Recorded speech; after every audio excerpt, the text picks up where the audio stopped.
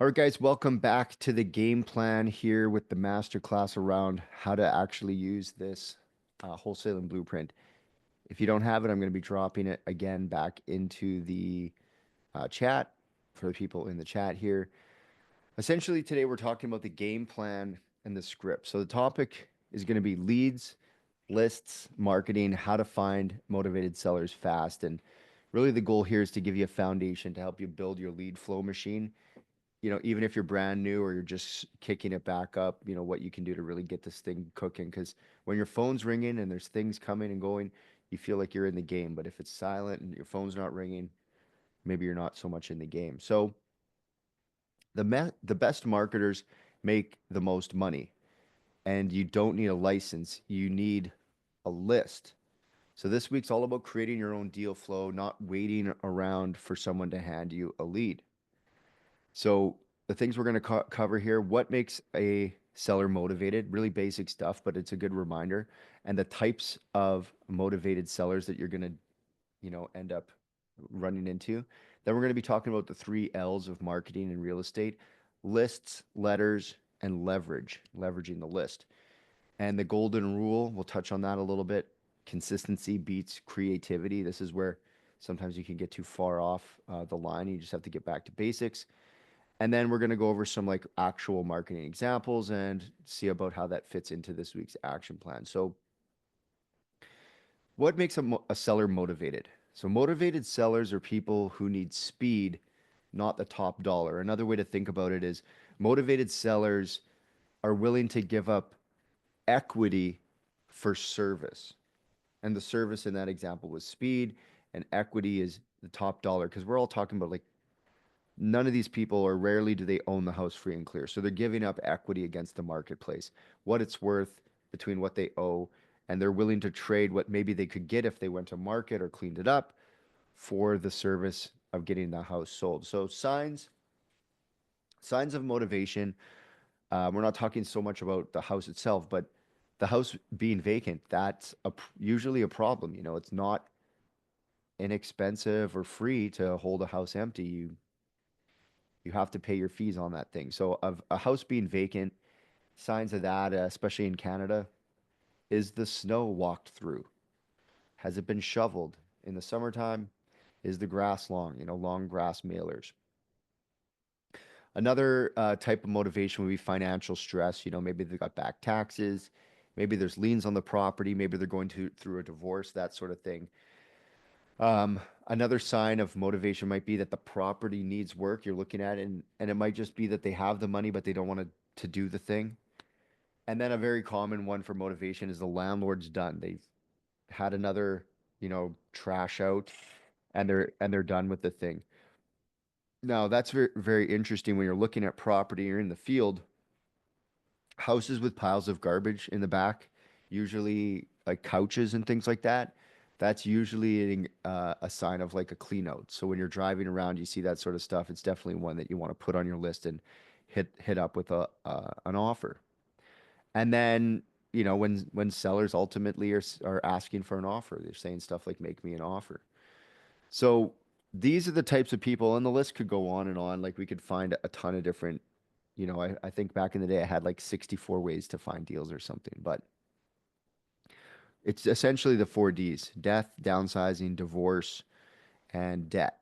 And all those people kind of, landlord wants to downsize his properties. The property is, you know, financially driven, not needs work, or maybe it's a health thing. But essentially, it's like death or downsizing in that condition. Debt, financial stress never been higher. The number of foreclosures and power of sales in Ontario is getting up there. Maybe not so much here in Manitoba. So, types of leads you can find. So this is like if you're taking notes, the hot lists to target are absentee owners, pre-foreclosures, vacant homes, for sale by owners, tax delinquent lists, tired landlord lists, and low-priced MLS listings. These things are usually a type of lead that you can look at, but more importantly is leads are a composition of lists. So how do we get a list of absentee owners? How do we get a list of pre-foreclosures? Where are the vacant home registry listed? Where's all the for sale by owners listed? Where's the tax delinquency list? Where do I find the list of tired landlords? Where, low priced MLS, you find it on realtor.ca. But more importantly than the target is that we've identified the target, you know, but how do we get that list? How do we intercept the moment where where are they frequently going, or can we just buy these lists? Especially in the United States, a lot of these lists are available. In Canada, we have to build these lists. So if you're in Canada or even in the States, just because you bought a list, building your list is very proprietary and can actually lead to a lot of great value because especially if you're seeing property and making lists on the ground, you have more up-to-date lists than virtual wholesalers if you have a ground team. Okay. So the three L's: letters, lists, and leverage.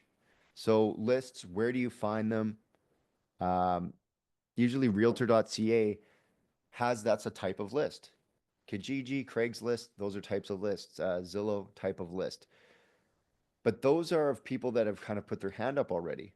What we want to do is we want to go driving for dollars, dropping the letter, writing down these ugly houses and really inspecting them. Go and get all the information you can find on these things. Pull title on it. Find out who owns it. Find out if you can contact them. In the United States, a lot of times you can skip trace these people. In Canada, not so much, but there are softwares to do it. I think it's like findyourpeople.ca. Omar, I think, has a list that he uses to check for people, to try to like correlate the people. And then there's other lists that you can buy like Speed to Lead or PropStream.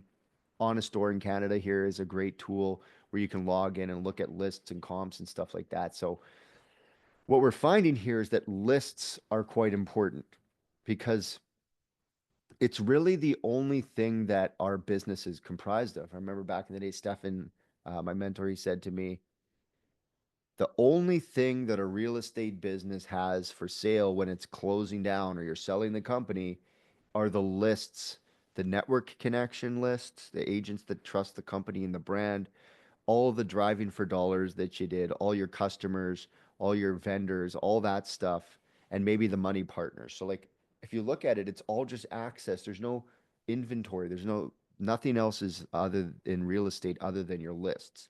So if you want to grow the value of your business, it's in the lists that we're creating and utilizing. Now, letters that we write, there's tons of different variations. You can go to yellowletters.com, pick one, it'll work. The most basic thing is to just be straight over the top with a pad and paper in your car.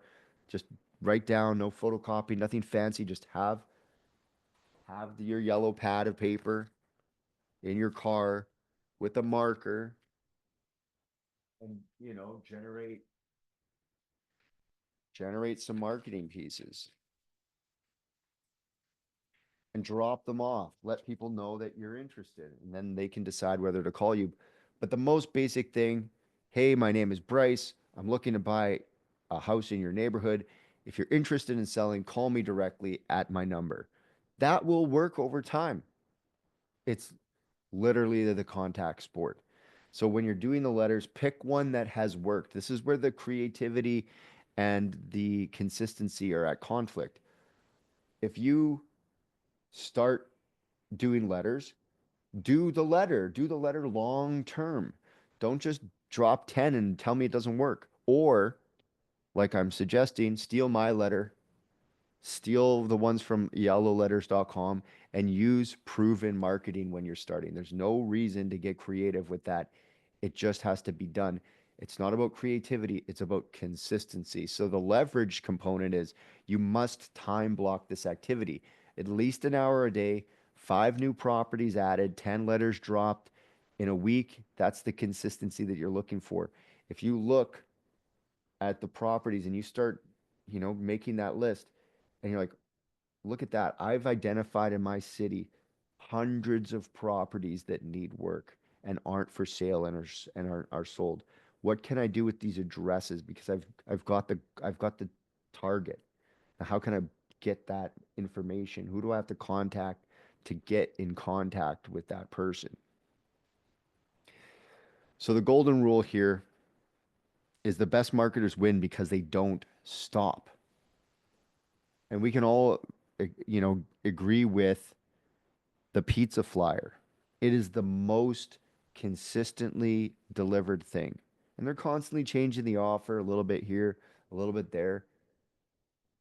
But it's the consistency of the deal that continues to go that eventually, in a moment of weakness, the vegetarians ordering the meat lover pizza because they just have had a bad day and they're just breaking their diet or whatever, and that thing hits the mail, and today's the day, and they're ordering that pizza. So we want to be that pizza. We want to be the order they make when today is that day. And the only way we can do that is to be consistently reminding them that, hey, I want to buy your house. Call me Larry and my phone number. Like if I do that on that house every week, I'll get a call. It might not be a great call. They might be upset, and how I handle that will turn it into what it is. But they called me, and that's what we want. Someone to reach out to us. So it's not about fancy branding.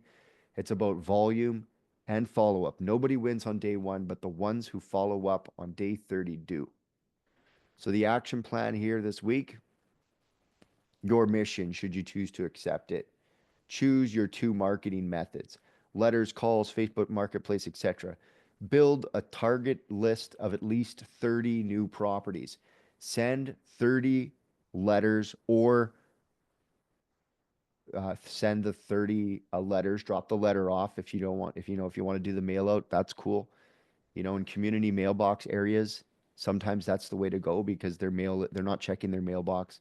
The mail goes down the street. So identify that. If it's a mailbox area, hit them with the flyer. If it's a no mailbox area, consider sending them a letter. Analyze 5 deals using the tracker, the ARV times 0.7 minus the ARV minus the renovation, and analyze those properties. But more importantly is we want to analyze opportunities. We don't want to get too hung up on whether we're right, but more that we're on the right track, that we're finding opportunity. The price might be wrong. That's not our fault. They might be in a bad equity situation that just doesn't allow us to buy. That's not because we're not able to do it. It's because they're not able to do it. And then, like I always suggest, post your activity in the group daily so that we can all stay accountable with each other. If you're not talking to sellers, you're not in business. So let's get you talking. Um, Next week, we're going to keep going through the list. And like I said, if you want that masterclass, not the transcript, the sheet, I'm going to be putting in the chat here. Until next week, guys, we'll catch you on the next video.